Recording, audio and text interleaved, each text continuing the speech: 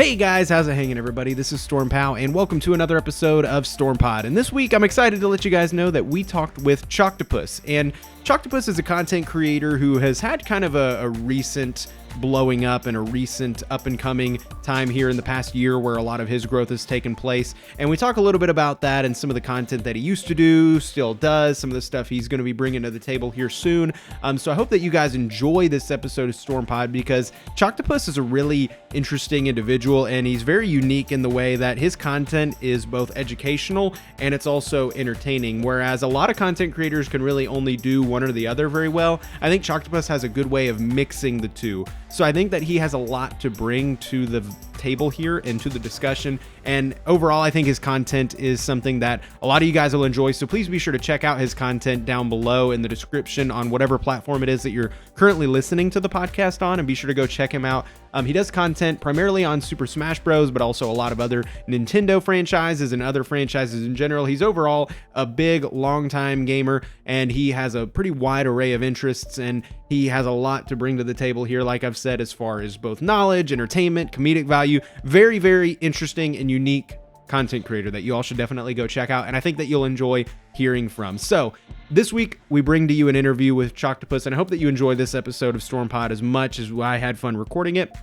And as always, I do want to let you know to please go follow me on Twitch, and the reason for that is because we do these podcasts live every single week. So going on there and following live gives you the opportunity to check out the episodes when they're happening, get access to it a little bit sooner than everybody else, which is pretty neat. But even cooler than that, you get to interact with myself and guests like Choctopus live and have a little bit of a Q&A session that we always do. So this was really fun. You know, our viewers had a good time interacting and getting to know a little bit more about Choctopus, kind of asking their own questions other than my lame questions that I decide to ask. So anyway, guys, be sure to check out all that. Links for everything and more will be in the description of this podcast. So I hope that you enjoy this episode of StormPod with Choctopus.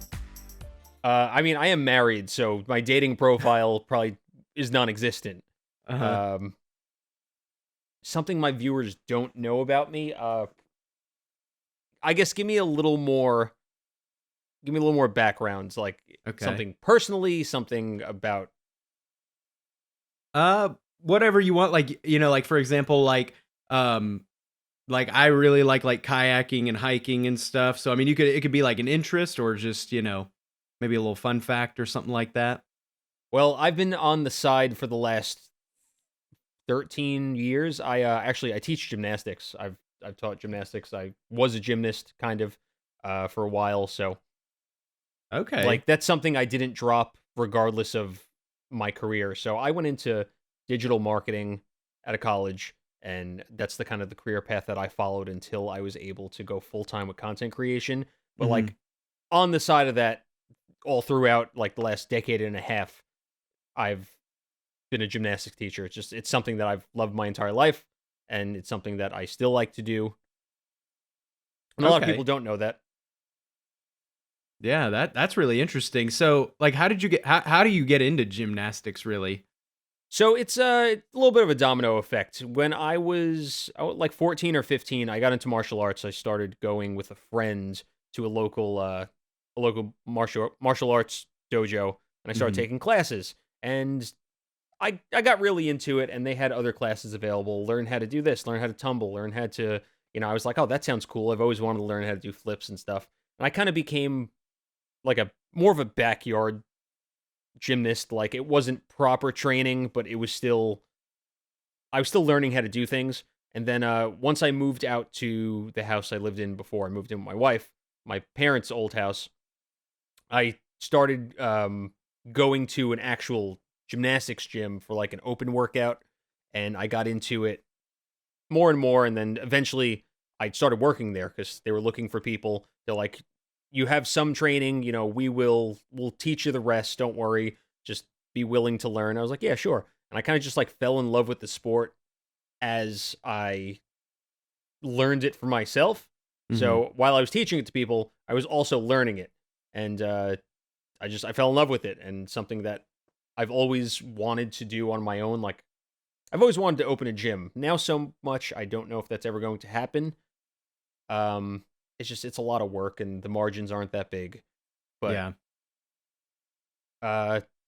yeah, that's kind of in a nutshell how I got into it and what I've been doing with it for the last 13 years. Actually, I went to the 2012 Olympics in London.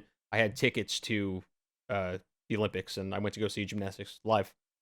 Oh, wow. See, that's a hell of a dating profile. Like, I think you might, I'm trying to think.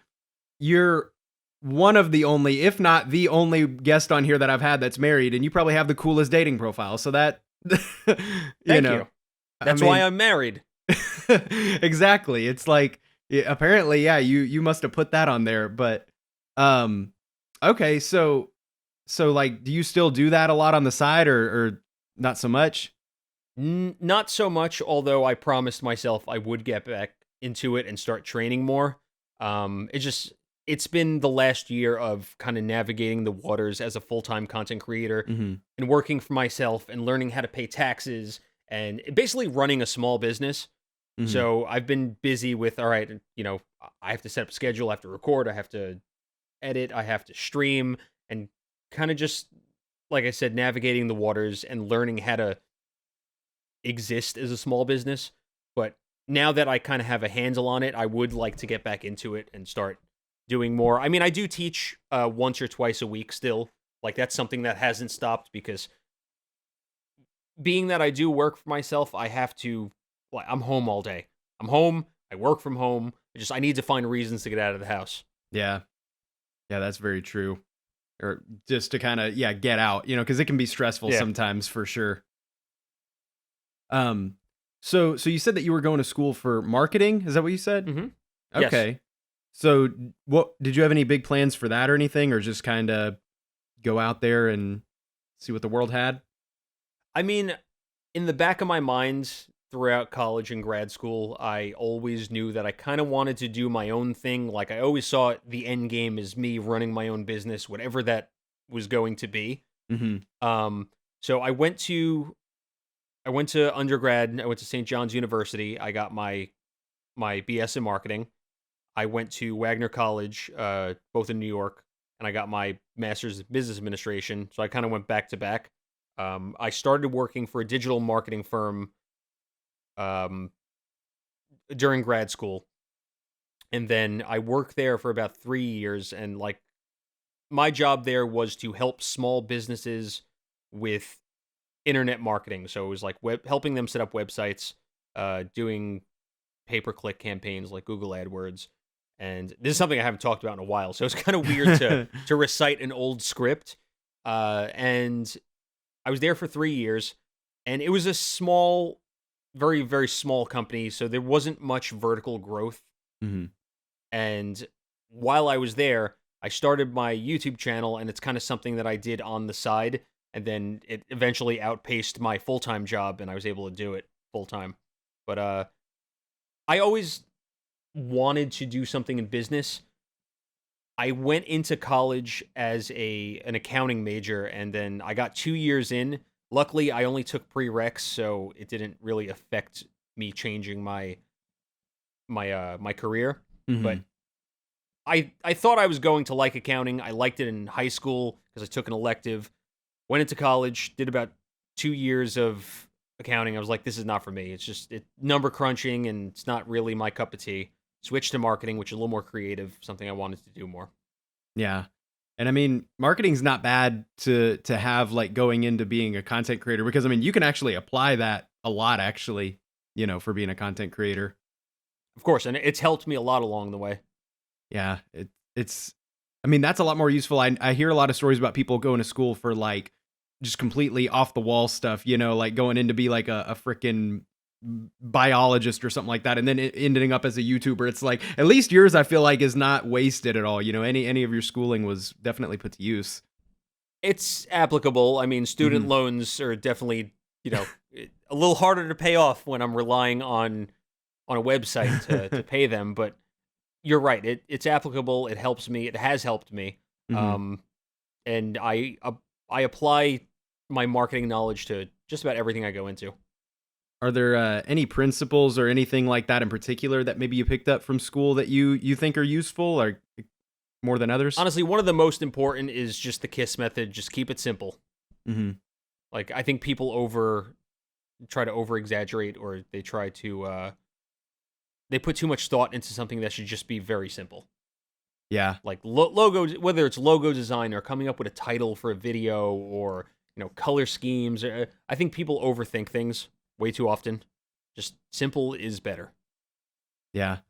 I agree. I was actually watching this YouTube video the other day, and it like blew my mind because exactly what you're saying. The answer was so simple, but it was like it just showed up in my recommended, and it was like reasons why Mr. Beast is like the smartest YouTuber ever and how he blew up. And I was just like, this might be interesting. Let me click on that, and it basically talked about like Mr. Beast videos. It was like the thumbnail, most of the time is nothing crazy at all. It's just either like a frame from the video, or sometimes it's like a kind of a cheesy looking like photoshopped thumbnail. But then more than anything, it was just like the title is always just something that gets your attention, and like the video, it never really has like a resolution until the end, because it's like kind of like what you said, keeping it simple. It's like the YouTube algorithm, we try to like complicate it, but really overall it's all about how many people click on your video and how long they stay there. So like you accomplish That's those two. Exactly it.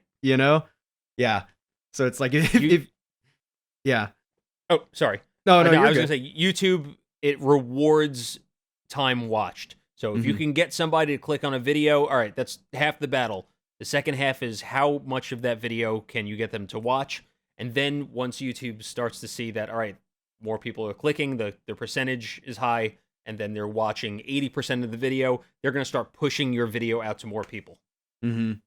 And it's like I'm way guilty of it myself, and I know others are, where it's like you try to overcomplicate, everything with it too much. You're like, oh man, what is it that YouTube's going to like, that the viewers are going to like? But it's like ultimately, yeah, just make something that's interesting and engaging and that somebody wants to watch, and like it's going to fall into place, And my content has evolved so much over the last 3 years. Like, if you go back and look at thumbnails and titles from early in my, let's call it a YouTube career, just so much different and so much more complicated than what I'm doing now.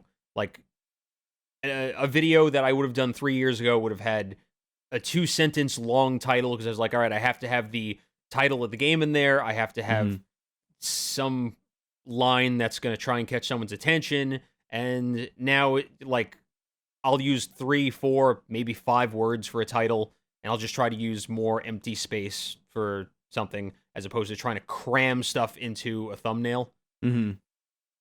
Yeah. It's definitely like, and I don't know why that's always our first instinct, because like I know, like I said, I did it, and you just said you've done it. Everybody goes through that phase at least. Like I don't know why that's the first instinct, because if you look at any successful creator, like they've got the simple thumbnails and the simple titles and all that. But yeah, I guess in my brain I'm always like, oh well, they can get away with that because they're Mr. Beast. But like really it works even still for growth. Yeah. Well, I mean, Mr. Beast started somewhere. Like, if you go back and you look at his earlier videos, like, he wasn't the marketing genius that he is now. I mean, everyone knows who Mr. Beast is. He's one of the top channels on YouTube. He's not above PewDiePie, but was he number 2 maybe, or number 3? I think he's right below him, and they're like saying he would pass him or will or something like that. But yeah, I don't think he is right now. I mean, he's definitely more active than PewDiePie is nowadays. Yeah. So that's definitely going to work on his side. But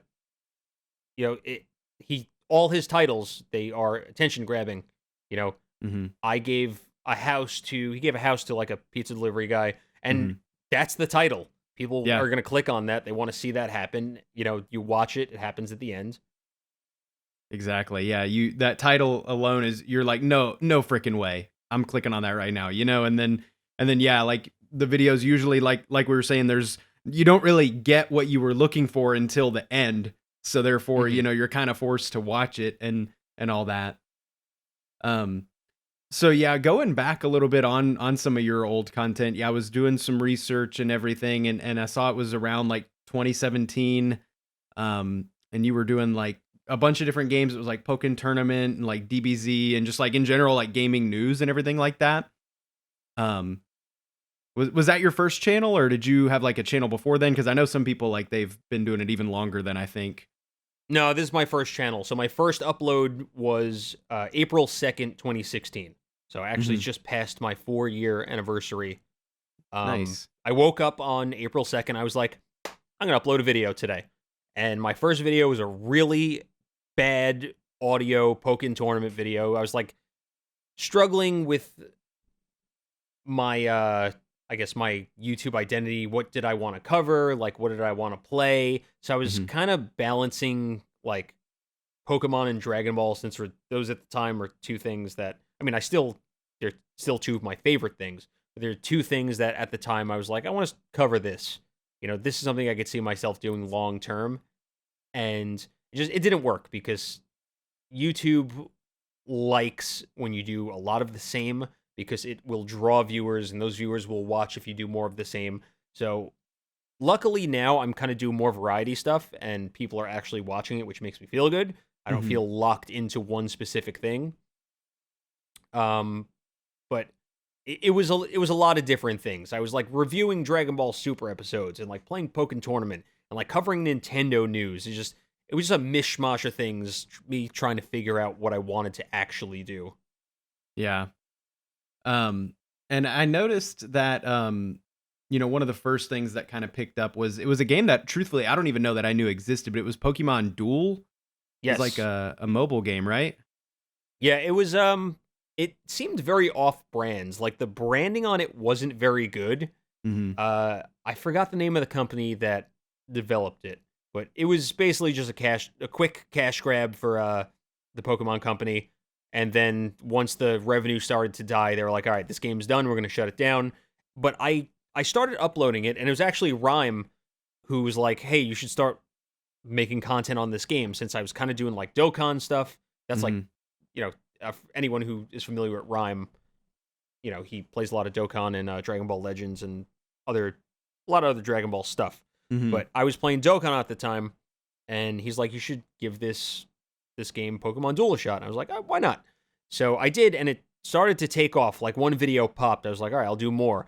And it got to the point where I was doing daily, sometimes 2 videos a day on the game, which I don't recommend. I do not recommend it to anybody. It's a lot of work. It's the easiest way to burn yourself out. But a lot of people haven't heard of the game because it got a couple million downloads, which sounds like a lot, but compared to other Gashapon games like Dokkan that has, I don't know, 300 million downloads, or maybe it's past that now. Probably, yeah. A lot of people didn't hear of it, but I was lucky enough to kind of hit that niche community and gain a little bit of a following that kind of kicked off my channel. Yeah. I think that's the biggest thing, just getting that first kick at least. Like I always tell people the hardest thing is getting past like that 0 viewers, on YouTube or Twitch, really. And it's demoralizing. You could spend a lot of time as a new content creator making a video, streaming, spending hours, and then you'll get 5 views on it. It's definitely something that you're rewarded with over time. It's a slow boil, but it's hard to, like you said, you get past those 0 viewers, upload something that you've worked hours on, and then nobody watches it. Yeah. But yeah, like I noticed that was like the first Kickstarter, I guess, because like I was kind of scrolling through, and that's when like videos started consistently being like, all right, 1,000, 3,000, like pretty, pretty solid and everything like that. And we were talking about this a little bit before we got started, but yeah, so I had told you, I didn't know that you knew Rhyme until I was doing my research on you like last night and here recently and everything like that. So how did you get to know him and some of the other people that you hang out with? The terms in which Rhyme and I met are kind of strange because we both had a mutual friend who neither of us associate ourselves with anymore. So I'll take that and push that out of the conversation. But we met through him, and just we kind of started bonding after that. Like we started talking to each other more, and we became friends, kind of mostly through text and Twitter. We've talked a lot. We've done a couple of videos together. I mean, him and I, while I probably talk to him every day or every other day, we don't do too much content creation together. And I think when I met Rhyme, he was probably under like 50K subs on YouTube. Mhm. So just to give you an idea of how long ago that was, he's currently close to 1 million now. So Yeah. it was about, I would say, 8 or 9 years. Okay. Wow. Yeah. Because like I said, I had no idea you guys even knew each other, and then I was scrolling through, and I was like, wait a minute, because you guys did a video where you were talking about like Dragon Ball characters if they were Oh, Pokemon man. trainers. I remember recording that video like it was yesterday. Uh-huh. And I was talking to Rhyme, and I was like, let's do a video together. And I really didn't know what I wanted to do. And I just thought, like, if I had him on my channel, it would, like, help kickstart me. But the reality of the situation is you can do collabs with people all the time, but Mhm. you're not going to grow an audience unless they come for you. If they Mhm. come to your channel for something else, you're never going to retain those people. But that was the first video we did together. We might have done like 1 or 2 other videos after that. I don't even remember, but that one was fun. Yeah. It was just a discussion of us talking, because here was me trying to force the idea of Pokemon and Dragon Ball on my channel. So I was like, oh, they're both anime. I like these things. Everyone must like these things together. And it was just me kind of trying to force both of these things to work. And it wasn't. And we were Mhm. talking about just if Dragon Ball characters were Pokemon trainers, what type would they be, or what Pokemon would they have? And I couldn't even tell you anything else about the video. It's been I, so long. I watched it, and I remember, yeah, you guys. I think like the main thing that you guys thought differently on was what type of, like, if Frieza were a Pokemon, I guess what type of Pokemon he would be. Like, I think you thought Dark, and Rhyme was like Psychic, because Rhyme was like, oh, of course he'd be Psychic, and you're like, well, actually, no, I think he'd be Dark, and yeah, I remember. Yeah, but that. now that you're mentioning it, I'm thinking, like, when you said that, I was like, oh, he's got to be Psychic. And then you said, no, you said Dark. I'm like, wait, no. Yeah. So already, like, I couldn't tell you, because now I would probably pick Psychic. Right. Yeah, it was a pretty interesting idea. I was like, this is I would have never associated them, but I was like, because I was in my head trying to like come up with my own answers. It was interesting, and then I was like, okay, yeah, I had no idea though. So that was cool to find that. And I noticed like early on in your videos, like the thumbnails, we were talking about that. The thumbnails were like really good, and like the design was good. So now it makes sense knowing that you were in like kind of marketing and all that. So I'm guessing, was that something you were able to apply to making thumbnails, like the graphic design portion of it? Yes, even though I didn't really study graphic design, Mhm. it's something that I kind of taught myself over the years. And through creating more and more thumbnails, I've gotten better at it. But, Mhm. you got to look at it like most people are watching on their phone. They're going to pick up their phone. There's not a lot of space. So you need to be able to create something in like a 3 to 5 inch, probably even smaller than that, maybe like 3 inches by 2 inches, and be able to grab someone's attention, through the thumbnail to get them to click on it. It's Mhm. not like everyone's sitting on a desktop where you have more space to work with. It's not even more space, it's a bigger screen. So if you throw more details, or if it's more busy thumbnail on a bigger screen, it's probably not as big of a deal. But Mhm.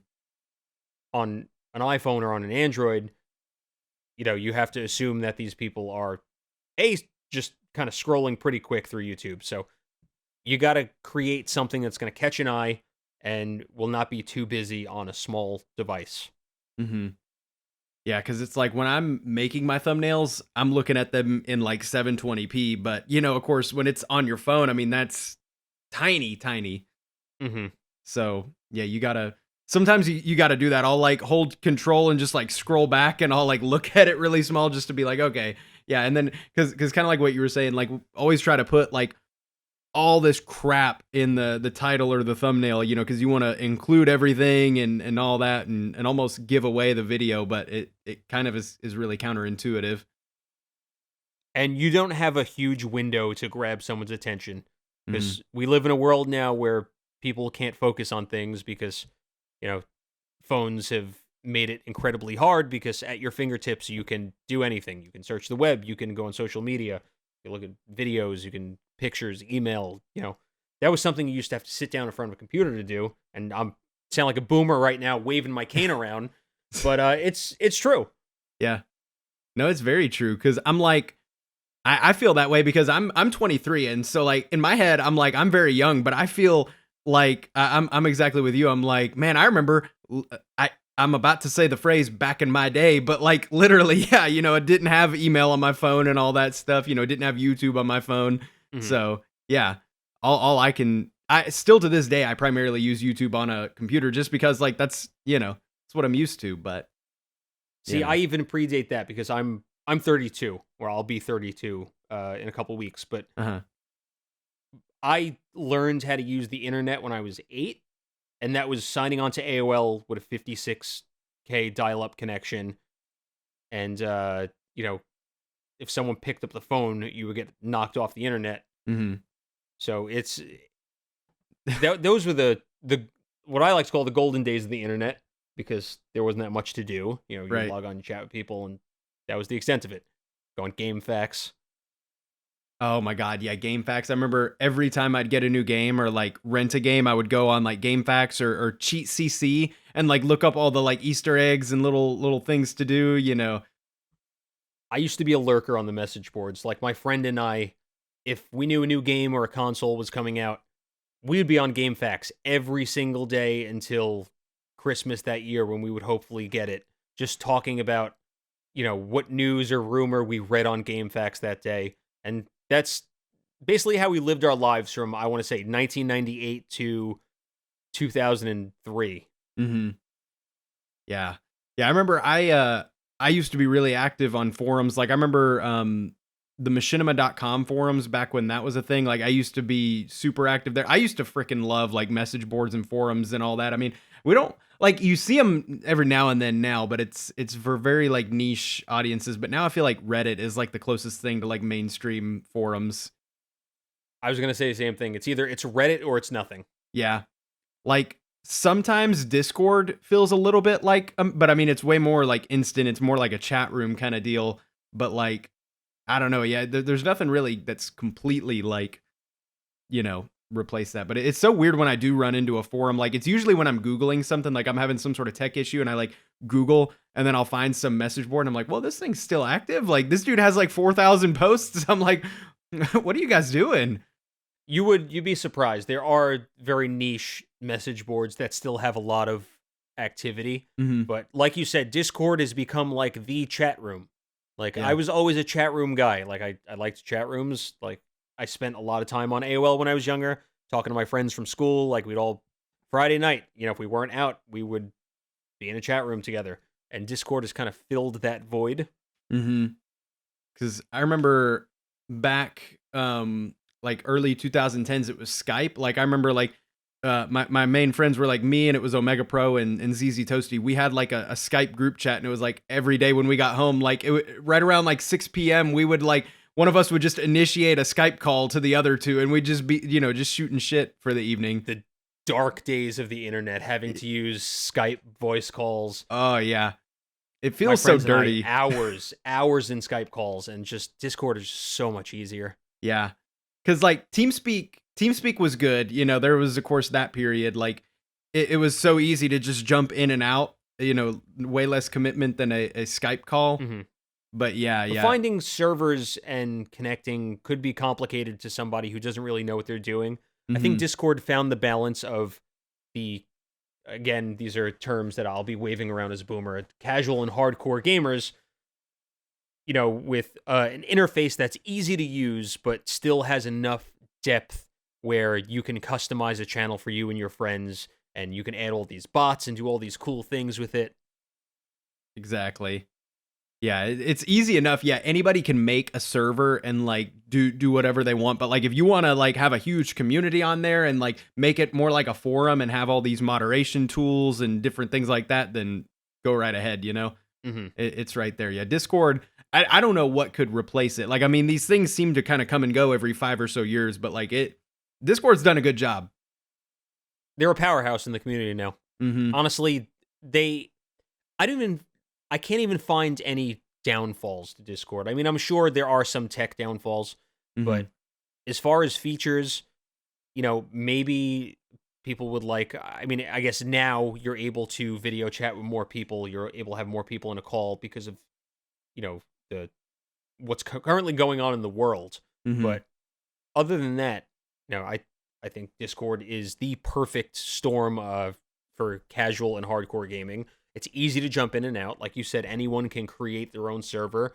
Where I feel like in TeamSpeak, you had to pay to do it. Yeah, This is completely free. exactly. Yeah. So speaking of gaming and everything and the golden days, what got you into gaming? Do you remember anything like some of your earlier gaming memories? I tell this story a lot, but when I was like 2 or 3. My father used to be a cop, and he got hurt on the job one day, and my mother bought him an NES because he was kind of couch ridden. Mm-hmm. And it was a bundle that I think came with Super Mario Brothers 3 and Duck Hunt, or Super Mario Brothers 1 and Duck Hunt, and she got 3, but 3 was the game that kind of I fell in love with and I got into gaming. So every day I would just watch him because he was on the couch, cast on his leg. I would just watch him play Super Mario Brothers 3. And, if he died, I'd be like, again, start the game over. And, these were the days when if you died, you went all the way back to the beginning of the game, hours of progress lost. And then eventually it got to the point where I was old enough to kind of start playing and the NES became mine. Mm-hmm. And then everything else from there is history. Then Sonic the Hedgehog was a thing in the early 90s. And, I loved Sonic and I got a Genesis and the Super Nintendo and just back and forth between my love for Sonic and Mario. Gotcha. That's pretty cool. Yeah, and we downloaded the like NES library thing on our Switch recently because the Switch was the NES was just a little bit before like I got into gaming. Like for me, the Genesis was my first console, so like I missed out on a lot of that. But we were playing like Super Mario Bros. 3, and this was after having beaten like the new like Mario Bros. Deluxe. Like my fiance, like that's like the only kind of games she likes to play are like 2D platformers. And so we were playing that together, and yeah, she was just like, what the hell is this game? As far as how easy like Super Mario Bros. U was, compared to Super Mario Bros. 3. It was wild. Those were games that punished. They punished, mistakes. Mm-hmm. If you died, you went back to the beginning, no passwords. Super Mario Brothers U, you die, all right, you go back to a checkpoint. Right. You go back to the beginning of that stage. You don't have to go 8 worlds back. Mm-hmm. You get to Bowser and you die. You have no lives, no continues. It's back to the beginning. Yeah. It was completely different. It was an eye opener for sure. Different's a good word. I wouldn't say better because I definitely don't miss. I mean, I miss the challenge of games like that, but you can find games now that are equally as hard. But I don't miss the punishment of just hours of work. Exactly. Yeah, I'm like, real life is enough work. When I play a game, like, yeah, I want some challenge, but yeah, I don't want to be punished. If I'm feeling like that, then it's too much. We're busy adults. We have other things to do. I can't be starting games from the beginning if I die. Yeah. And I've talked with some of my viewers about this before, like speed runs, how like I can't even fathom that because like I'll just watch a speed run and the dude's playing for like 4 hours and then he messes something up slightly. Oh, well, I guess I got to restart. Bloop. Let me tell you, speed running is dedication and it's something that I respect because I would never be able to do it. I don't have the patience for it.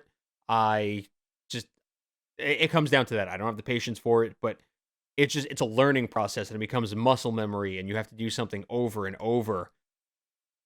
Yeah, that ain't me, man. I would be breaking some controllers or something if I got like 4 hours, just balls deep into a speed run and then just something stupid, But then, you have people that have been doing it for years. They just speed run the same game over and over and, they're world record holders or they've been doing it for a decade and they're still not world record holders. Yeah. That's a whole nother level of dedication that I can't get at. What are maybe some of your favorite games of all time if you can think of some? Definitely. So I juggle it between 2 games that are polar opposites. Number 1 is Super Mario RPG for the Super Nintendo. It came out at a time when I was starting to understand RPGs. And it was the perfect one to kind of dip my toe into the RPG world and turn-based fighting. And I was like, I love this. And unfortunately, not every game is interactive is as interactive as a game like Mario RPG. I don't know if you ever played it. Actually haven't. Now I played like Mhm. Paper Mario, which I've heard is similar somewhat. It is similar in the sense where there are timing-based attacks. So Uh-huh. you have to actually be paying attention. It's not kind of just you can hammer the A button, attack, attack, attack. Hmm. Hitting A again at the right time will give you an additional attack that will deal more damage. So it was fun. The battle system was fun. The story was good. Whoever localized the game, like the team that was in charge of localization, just the writing is phenomenal. It's funny, it's quirky. The music is amazing in that game. It's probably one of my favorite soundtracks ever. Um, the graphics hold up pretty well. I mean, it's isometric, kind of like 2.5D graphics. Just there's original characters because it was developed by Square Enix. Oh, okay. Yeah, it's actually it wasn't a game developed by Nintendo. Square Enix actually developed it. So and this is when Square was making big games like Final Fantasy 3 and Hmm. other 5 on the Super Nintendo. So they were rolling in money at the time. And Yeah, it's a I game bet. that I wish that we would get a true sequel to or remake, and it'll never happen. Yeah. But other than that, I played a lot of I don't know if you've ever heard of Ultima Online. It is an MMO. Hmm. It's like a late 90s, early 2000s MMO, but it was a sandbox MMO. So there was one world, there weren't different servers that you can connect to, and it was like the Wild West of yeah, it was as someone in the chat said, it was back when they were Squaresoft and not Square Enix. This Oh, was wow. before the merger. But Ultima Online was a game that was developed by a small company. Richard Garriott was the owner, and he referred to himself as Lord British, and he would sometimes kind of come in game in character. And they eventually sold to EA, who ruined the game, of course. Uh, Yeah. but getting back to it, it was, and I said this, it's like the Wild West. You could do anything. If you want to kill somebody, it's not a game where you have to agree to a duel and then you go to an arena and you fight. You can walk up to someone, you can just kill them, take everything on their body, walk away. I mean, there's consequences. If you do it in town, you can get killed by guards, who are strong NPCs. Hmm. But a lot of the world map, which is a very big world, was unguarded. So it was an adventure to go off on your own to fight monsters, to try and find rare treasure because there would be people there that were either waiting to kill you, waiting for you to kill the monster. There's so much depth to it, and it's not an MMO that has been recreated. I think maybe World of Warcraft in recent years is the closest thing. Hmm. I could talk Huh. about UO for hours. I've never played it. I've not really heard a whole lot about it. I didn't know all that stuff, how freaking lawless it was. Oh, it was extremely lawless, and there were a lot of unofficial servers that people played on. Hmm. I never played on an official server because they charged per month, but there were so many good unofficial servers that people can either create a vanilla or they can, create all these mods and scripts to kind of add custom features. Hmm. So it was a very community-based game. Okay. Do you still play the game or any other MMOs? I'll dip my toe in every now and then just to, see if I could do it, but it's like I'm chasing that dragon. I played the game on and off for like 15 years. Hmm. And like I finally got to the point where I stopped playing, but like now I talked about it, maybe tonight I'll fire it back up and start playing again. And that'll be a 2-week binge. Recently I enjoyed Final Fantasy 14 for a while. Hmm. I didn't play 11, but I had friends who were playing 14 and I thought that was a lot of fun. I tried World of Warcraft Classic recently, and I played that for a good 2 months, a lot. And Hmm. I kind of fell off with it because I didn't have time, and now I'm so far behind that like jumping back in it would be tough. But that's another game that I didn't play when it came out. So Classic came around, my friend's like, "Oh, you got to play this," and I was like, "All right, but I'll play if like we have friends that are playing because I don't like playing MMOs alone. No one Yeah. does. I like Yeah. playing with people, people I know." Hmm.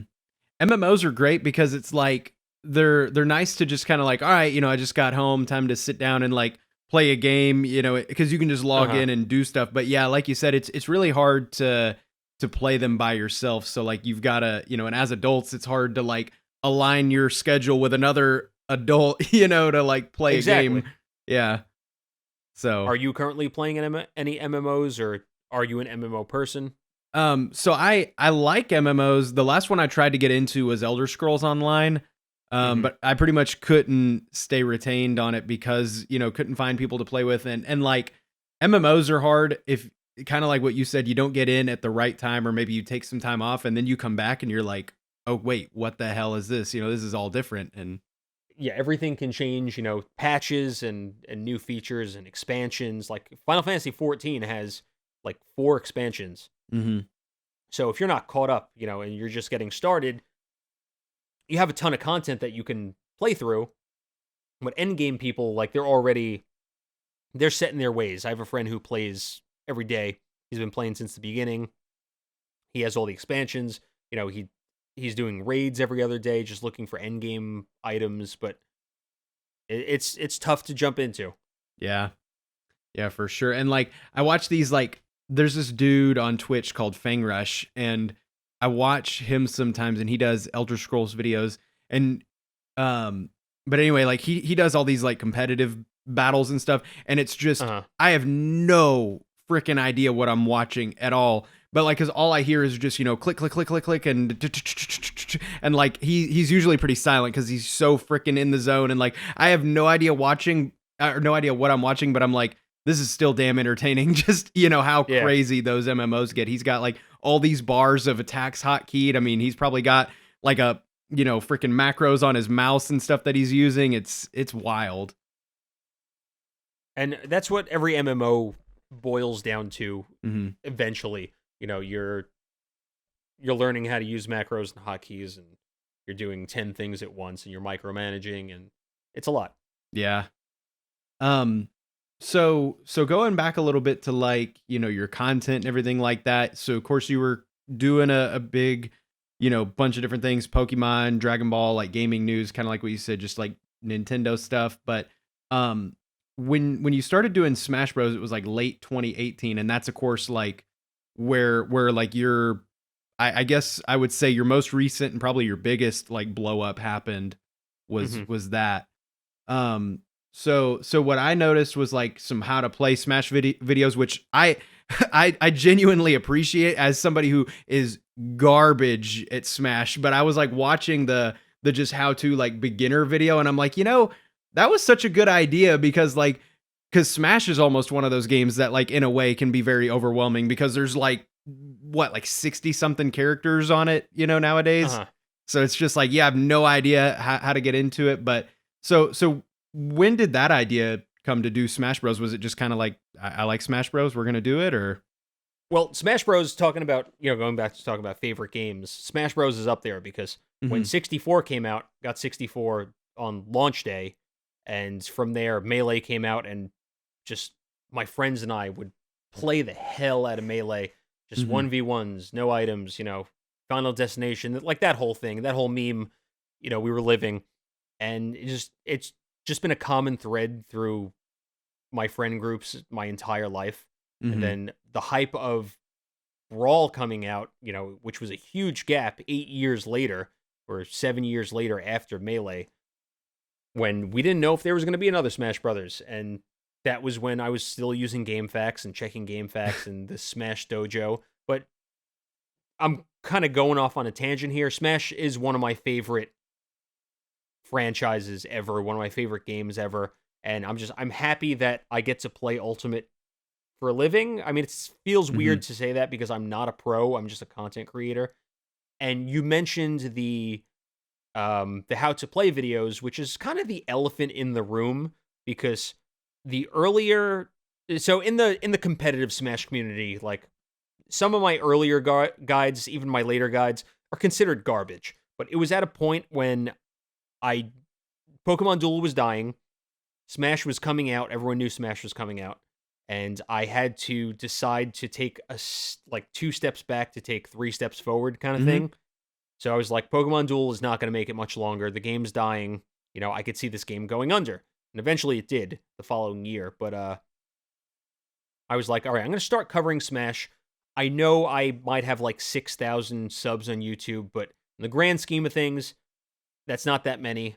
I'm trying to appeal to a larger audience, so I just need to hope that me taking this step back and planning to do this instead will be a good move. And, flash forward, it worked out. Yeah. But I started with speculation videos because going back to Super Mario RPG being one of my favorite games ever, a character from that game I've always wanted to be in Smash. And Sakurai, the creator, head developer of Smash, the director, he wants the character in the game. He spoke about it, so it's a character that has yet to make it into the game that a lot of people want, a lot of people don't want. So I was like, let me make a video talking about that. And it blew up. My first video was a Geno video talking about the character, wanting him in Smash, whatever. And I saw it got a ton of views. I was like, let me do another one. Did another one, and it was speculation until the game came out. And once the game came out, I was like, how am I going to transition? Like, what kind of content am I going to make? So I was kind of charting the waters of doing how to play videos. Like, what if I did a how to play of every character? That's something I can do 75 videos on once a week. Because I was just looking for longevity at that point. Right. And, how can I do this for a long time? Because that's the end game. I don't want to just pump out as many videos as I can and then burn out after a year and then my channel dies. I'm looking at the long-term goal here. And I started making how to play videos, and the first couple, they have, I feel awful. They have so many views, and those videos are just so bad. They are just my perspective of how I think a character should be played. When I have no merit, I have no competitive background aside from going to some tourneys and just my own online play, and they're terrible videos. They have a very high like ratio. I have no idea how, but anyone who is good at the game and knows what they're talking about will shit on those videos. And some people still know me, even though I haven't released a how to play video since July. They will still know me as the guy who makes bad guides. And that's fine, but I haven't made a guide since July. So people still see me as that. I'm like, no, I shouldn't have done that. But like, kind of as I went through and I kind of vowed to do every character, I got better at researching, better at, kind of making my videos and I guess discussing characters. And my later guides are definitely better, definitely more research, definitely more thorough, airtight. And earlier guides are just sloppy garbage that got tons of views, and I have no idea how. But they still bring in people, and people will message me all the time, be like, oh, your Mr. Game & Watch guide helped me so much. And I'm like, that was one of the worst videos I've ever done. But thanks. It brought you to my content, but, anyone who looks at my content now and like I'm just kind of flipping through my channel, it's evolved into gameplay shenanigans, like just playing games, commentary, and this is kind of what I've always wanted to be. So I'm happy about that. That's great. I never wanted to be the how to play guy. Yeah, because I mean, there's education is good. It's a very good way to get discovered because, like, I mean, YouTube being in essence a search engine, like obviously how to something is gonna like be searched a whole lot more than anything else really. But like ultimately, yeah, I mean, you'll run out of stuff pretty quickly unless you start just getting stupid and just making up stuff that nobody is gonna care to know how to do. Exactly.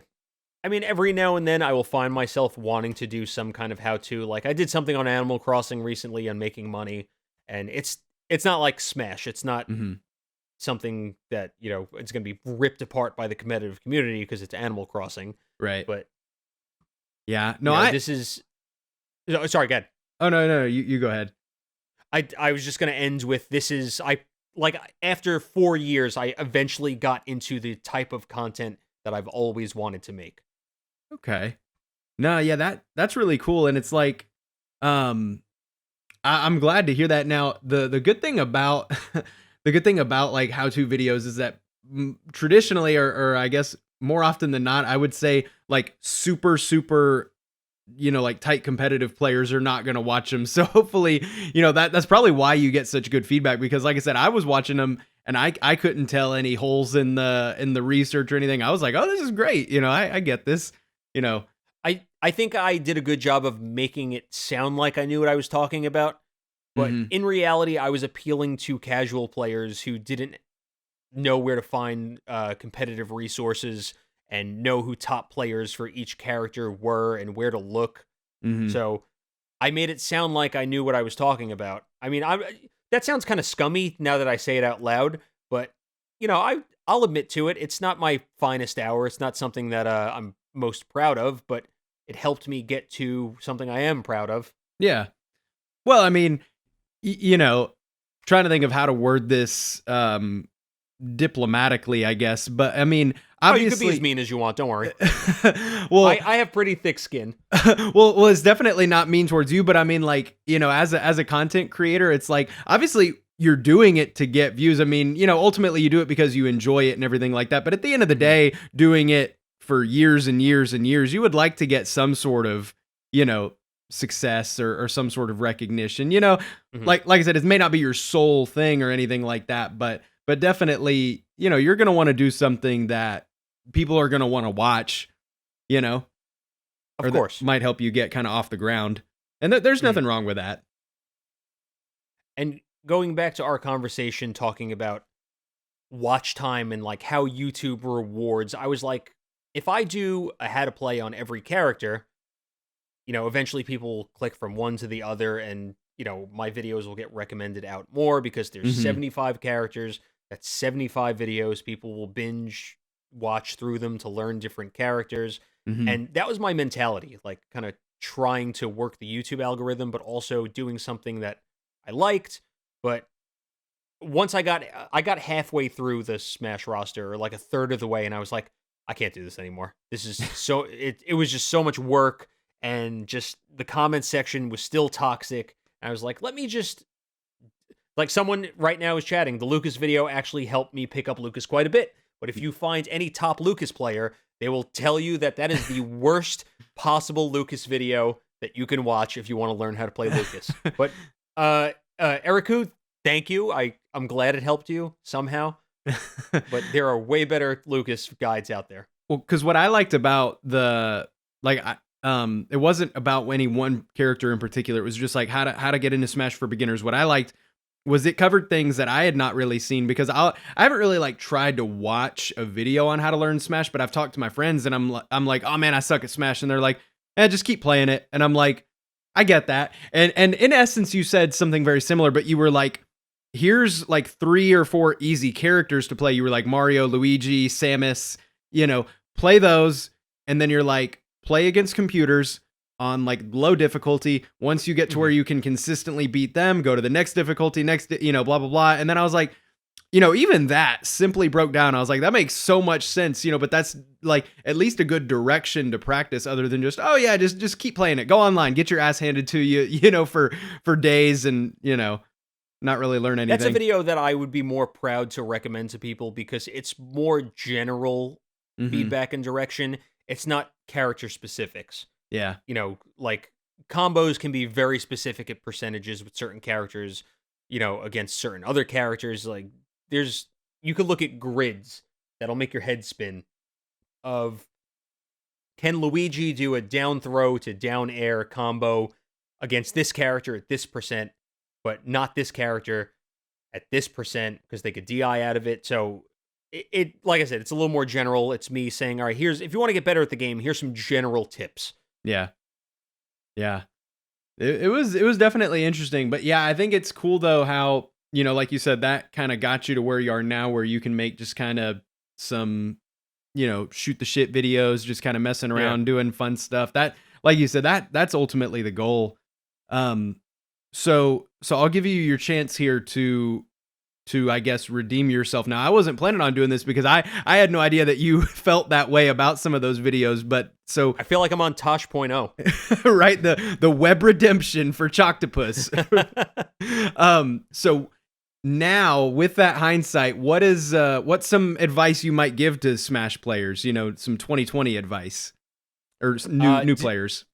Definitely find out who. So if you're looking for a specific character, if you're looking to get good at a specific character, research and see who are the best players in the world playing that character. Like if it is Um, if it's Donkey Kong, you can, DK Will is a great Donkey Kong player.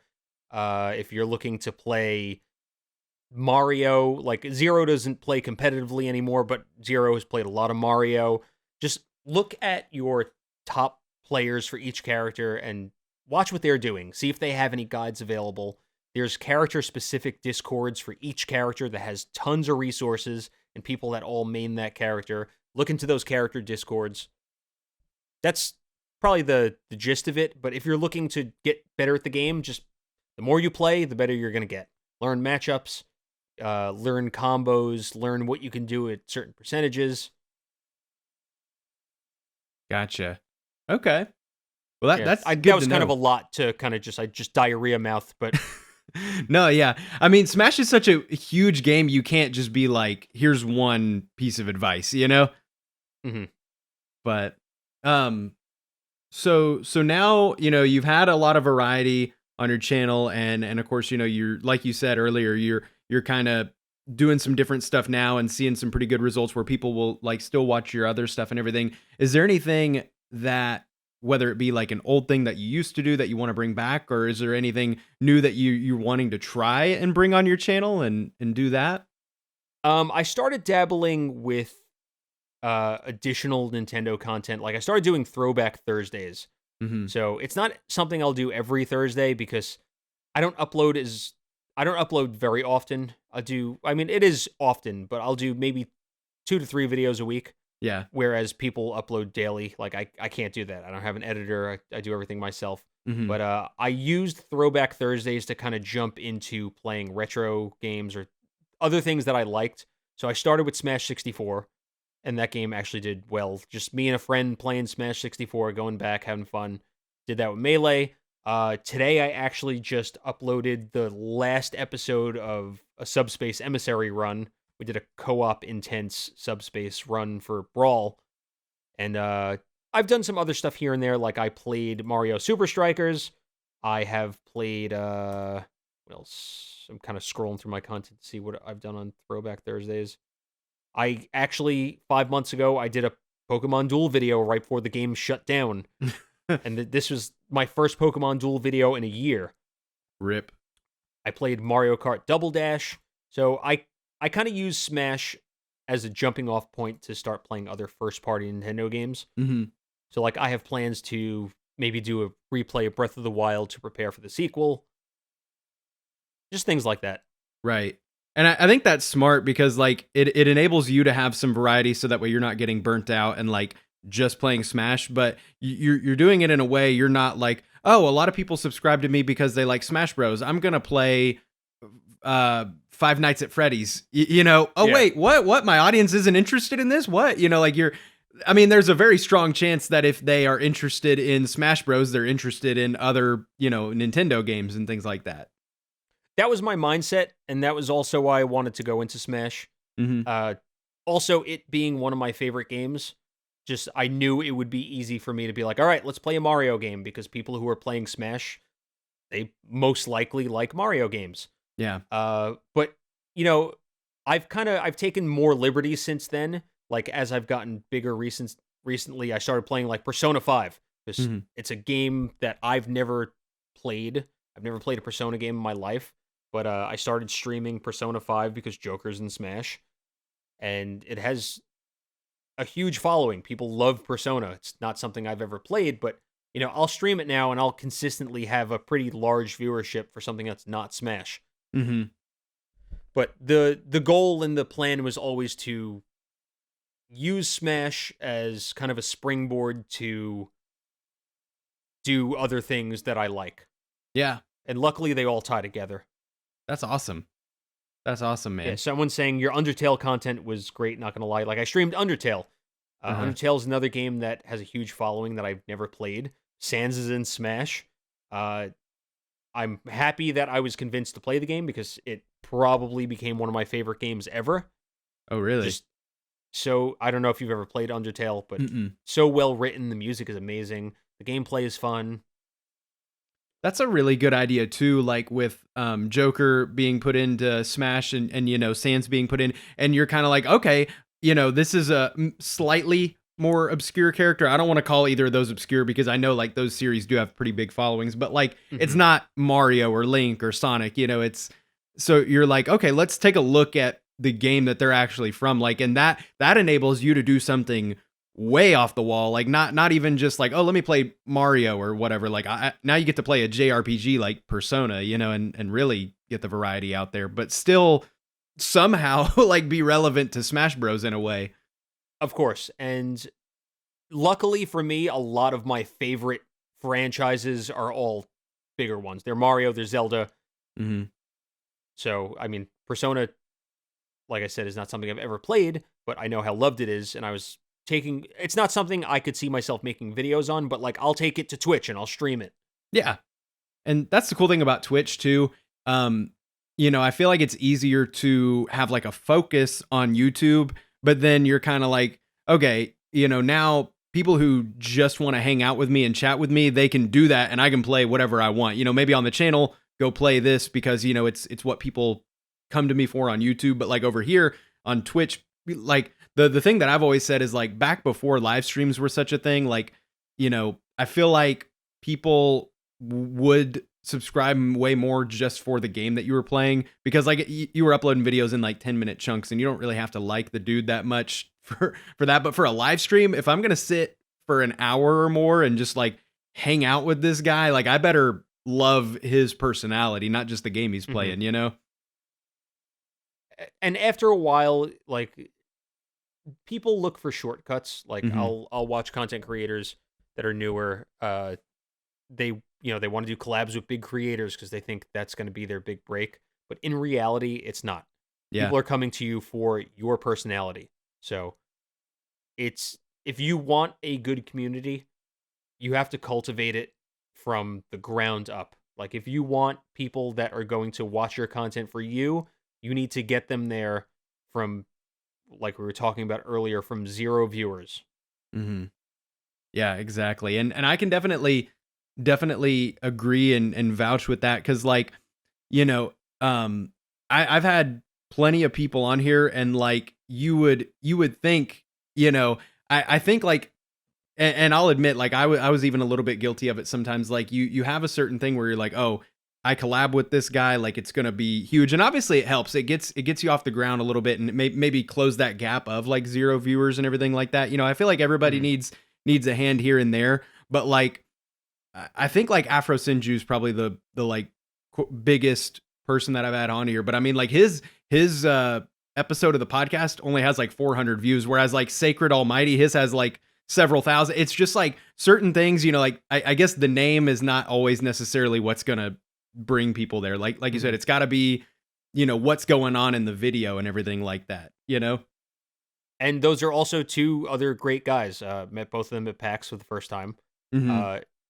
I know both of them through Rhyme. Mm-hmm. I mean, I don't really know them, but Sacred is we follow each other. There's exchanges that we've made on Twitter. We know each other. Like I met him at PAX East and he immediately knew who I was. I said hello, what's up? How you doing?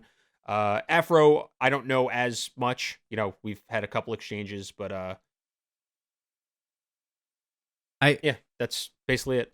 I think it's good though, for creators, whether you're small, medium, large, whatever, to like, have other creators and everything that you hang out with and stuff. Because like, when I first came back, because I used to do YouTube a lot on my old channel and then like left for a couple years and came back. But like a lot of the friends that I had from when I did YouTube in the past, they were still there, like Omega and Toasty and Kagi and all them. And they introduced me then to like Afro and Rhyme and all the people that I really didn't know prior, but they had met and everything. But it's good, not even just for like the collabs, but more so just for the bouncing ideas and everything like that, They almost become like coworkers because you don't have, as a content creator, you work for yourself, assuming that the person is doing it full time.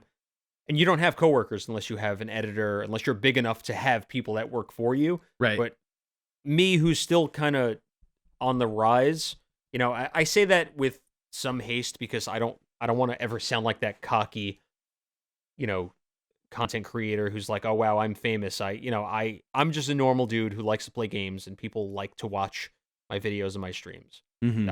I keep it as simple as that, but other content creators have become like coworkers, to some extent. Like Rhyme is someone I will bounce ideas off of. Like I told him the other day, in the beginning of one of his videos, mention how many people are watching your video and that ratio of people that are subscribed, not subscribed, and see if you could pick up more subs. It's something that I've been doing. It's been working. And he texted me back. He was like, up 300 subs in like the first hour or something. Wow. So, Yeah. so what is it exactly that you like, he pointed out, like, basically if you're watching this video and you're not subscribed, like, or I got the idea. I don't know if you're familiar with AlphaRad. He's a much larger YouTuber. He has, I think, more than 2 million subs now. He does similar content to what I do. Smash, other Nintendo stuff. But he's at the point where he can play whatever he wants because he's hundreds of thousands of views per video, regardless of what it is. Because people come to him for him. They don't come to him for a specific thing. At least most people don't. Right. But I remember him saying once at the beginning of his video, he went into his analytics and he screenshotted, I guess, like the previous 90 days or month or whatever the time period was of people that were not subscribed watching his videos to people that were. And at the beginning of the video mentioning, hey, 30% of you are not subscribed to my channel, but you still watch my videos. If you're interested, subscribe. It definitely helps out. It's free. Whatever you want to say, however you want to word it. Like I put a little humorous twist on it. Yeah. I'm like, I caught you. You better subscribe. But I did it on a video the other day, and I picked up like 2,000 that day. Huh. Because I knew the video was going to pop. It's not something I do all the time, but it's something I'll do every now and then. I'm pissed because we spent like 30 minutes of this stream talking about how great Discord is and it's the fucking second coming of Jesus and everything. And then they just... And you know what? They're probably having server issues because of what's currently going on in the world, because they upped their video calling and their audio calls to allow more people. So I would assume there's some strain on the actual servers. Because yesterday, a friend and I were doing a collab, and we were using Discord, and Discord just decided to shit the bed for about 25 minutes, and we just had to wait it out. Wow. So I don't know what's going on in this area. Well, on the bright side, I got to have some nostalgia. I was telling the chat, I went to go pull up my Google Hangouts, and it showed my Google Hangouts history, which I have no idea that it stored it this long, but it showed Google Hangouts from when I was on calls with Omega and Toasty in 2013. And I'm just like, Jesus. I know. It's back when you might have used it and you didn't realize that you did. And it's like opening a time capsule. Because I think that was when they tried to make Google Plus a thing. Yeah. And we were probably just, I have no idea what we were doing. If we were just playing a game or whatever, making a video, I have no idea. They were trying to make Google Plus a thing after Google Wave failed. See, I didn't even know what Google Wave was. This is news to me.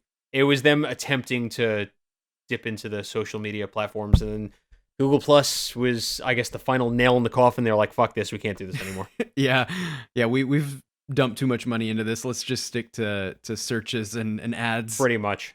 Yeah, and YouTube. So I didn't have a whole lot else for you before the bed shitting, but I did want to ask, what are some favorite moments that you might have had? I didn't know that you had been to PAX, so I don't know if maybe that's kind of related to it, or just in general favorite moments since, like, having your career start as a creator. Definitely one of my top moments is finally breaking that 100K on YouTube and getting that plaque that I have on my wall right now. Getting partnered on Twitch is up there. And these are both things that happened in the last 6 to 8 months, kind of right next to each other. Those are two of my proudest, because I think those are the big ones. Getting the check mark on Twitch is, definitely big. And getting recognized by YouTube to get a plaque to hang on the wall. Some, aside from just hitting numbers, are people recognizing you, like being at PAX and someone recognized me and asking me to sign their amiibo, since amiibo videos are kind of the things like that have been popping off my channel the last year. didn't have pen on me, so I couldn't sign it, but I was happy to have a game with him. And just people recognizing you and knowing you for that, or just even getting small messages like, hey, I'm going through a rough time, but your content has has really helped me, and things like that, or just someone being really shitty and me clapping back because that's the type of person that I am. And no matter how big my numbers get, I will always be that person. Yeah. Sorry, just doing collabs with like people that are huge in the community, like Zero, and some upcoming collabs that I can't talk about yet. Nice. Secret. Yeah, for now. I do love it when like huge creators like clap back, because it's so like, I remember like Rhyme does it a lot, and of course you'll do it. It's like just somebody says something just off the wall, just ignorant, and it's just like, hey man, shut the fuck up. And I mean, in hindsight, we shouldn't do it because we should uphold a level of professionalism, but at the end of the day, we're people too. And we want to be treated with respect. And I think some people feel that because we are content creators, or because we are kind of in the public eye, I mean, maybe it's a much smaller niche public eye, but because we're in the public eye, we got to be able to take whatever people say to us. And I'm not about that. If you come off the wall, sideways and say shit like to me right out your neck, I'm going to clap back. I'm a New Yorker. I grew up in Brooklyn. We didn't take shit from people. Me and my friends, the way we get along best is we just rag on each other. Like, so I have thick skin. Yeah. But because I have thick skin isn't a reason for somebody to be an asshole. Exactly. Like, you've got to have thick skin, because like there's a difference between, receiving genuine criticism as a creator. Like if somebody comments on your video and like points out something that you did or that you said that was just incorrect or something like that, or provides like genuine criticism, you've got to be able to not take that too hard. But like, yeah, if somebody's just coming in and just being a dick for the sake of being a dick, it's like, all right, yeah, get the hell out of here. You're not being constructive. And I've gotten better in the sense where I don't feel the need to respond to every negative criticism or negative comment towards me, because at the end of the day, a lot of these people doing it because they want attention. They want clout. They want attention. They want to be recognized. They want to be able to screenshot and be like, they want to play the victim card. But every now and then I'll get the urge to be like, I'm going to ruin this person's day. Because don't be an asshole. Just don't be an asshole. Be a decent human being. It's not too much to ask for. Yeah. Sorry, just to touch on that while I'm still hot, my blood is boiling right now. Yeah. I promote positivity. I welcome everyone in my community. Everyone is welcome at, the point that you're not an asshole. You're not here shaming people for liking certain things, unless you play Yoshi or no, I'm joking. But or someone's race or sexual orientation. Everyone is welcome in my community. I promote positivity, but also I want it to be known that I don't take shit.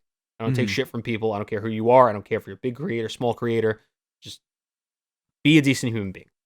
And I think that's good, because I think a lot of people don't realize that positivity can win on, content creation. Like with it is a toxic community sometimes, or rather some of the creators can have toxic tendencies, because like that in a way attracts views. I know we always hear about like creators getting quote unquote canceled, and then they come back from their cancellation. And if I'm going to get canceled, I'm going to cancel myself. Yeah, exactly. If I've done something that irredeemable, then like I wouldn't want to come back, Yeah. I mean, I'm not out here throwing my cat. But I will definitely clap back at somebody who's acting up. Yeah. And I think that's good. And so one other thing that I like to do normally, to kind of have the podcast episodes always kind of end on like a very positive note of some enlightenment, maybe. I always like to ask people for advice, but I try to ask kind of a different question. And A lot of times it is related to content creation and all that. Now, with you in particular, I wanted to ask for some modern tips on content creation, especially like getting your stuff out there and everything like that, because your blow up has been by far the most recent. Like I talked to a lot of people where they had their blow up in like 2015 and the advice is outdated, you know, like they're not really, they can't really provide anything much to the discussion, but I feel like you would have some good stuff to bring to the table as far as that. I don't have anything too specific, but definitely at the end of the day, you need to be making content that A, you're proud of, and B, makes you happy. Mm-hmm. You know, if you're playing a game that whether it's a game or whatever it may be, if you're doing something that you no longer enjoy, it becomes going to a job that you don't like anymore. And going to that job is just going to make you miserable. Like when I was playing Pokemon Duel, I got to the point where I was burned out on the game was failing, and I was like, I want to start doing Smash stuff because I love Smash. I will likely never get sick of this, and I'm still not, hundreds of videos later. You gotta do things that make you happy. I mean, you can find ways to up your views and get people there, while still doing things that you enjoy. You gotta put your own twist on it, and just constantly try to keep learning, try to make better thumbnails. Like I'm talking YouTube specifically, but this could apply to Twitch too. Mm-hmm. Make better thumbnails, be more interactive with chat. Just find small ways to improve the bigger picture. I like that. Also, something that I've been telling myself recently is that content creation is a marathon, it's not a sprint. Sometimes I will get anxious at the fact that I need to upload a video on this topic or this topic, and then I realize that I'm at a point right now where I can upload what I want when I want to. Like I'm playing a game that's like I just finished Brawl, like a Subspace Emissary. Brawl is, I don't know, it's 10 years old, maybe a little 12 years old, but sorry, brain fart. I've gotten to the point where I can kind of upload games that I want to when I want to, and I need to realize that if I want to do this for a long time, I can't burn myself out by trying to get all my good ideas out there now. It's okay to save ideas for later, because you want to do this long term. And that's why I was originally going to do every character, how to play every character. And then I was like, this is no longer fun. I don't like this. But it's about longevity. Think bigger picture. Hey guys, how's it hanging everybody? This is StormPow, and I hope that you enjoyed this episode of StormPod with Choctopus. So again, please be sure to go check out Choctopus. His content will be down in the description below. And also, please be sure to check out this podcast on Twitch, where I do other live streams and things of that nature as well, in addition to the podcast. And also be sure to follow or subscribe to the podcast on whatever platform it is that you normally enjoy it on. We're on YouTube and of course on Twitch, but also on pretty much every major audio platform. We're on Apple Podcasts, Google Podcasts, Spotify. I didn't even know it, but Pandora does podcasts, so we're on there as well. So literally anything you can think of, please be sure to go follow us on that, whatever you like to enjoy your podcasts on, so that way you can listen to us while you're chilling in your quarantine house. But anyway, guys, other than that, I do want to thank you so much for tuning in to this episode and showing support to the show. If you want to show some more support, you can also be sure to get a t-shirt or a coffee mug or something like that. You can go to streamlabs.com/thestormpow/merch and go check out some stuff there. But other than that, guys, hope you enjoyed this episode of StormPod, and I hope to see you next week. Thank you so much for tuning in. I hope you have a nice day, and goodbye. All the music used in this podcast is by Kevin MacLeod. Be sure to check out his royalty-free music at incompetech.com.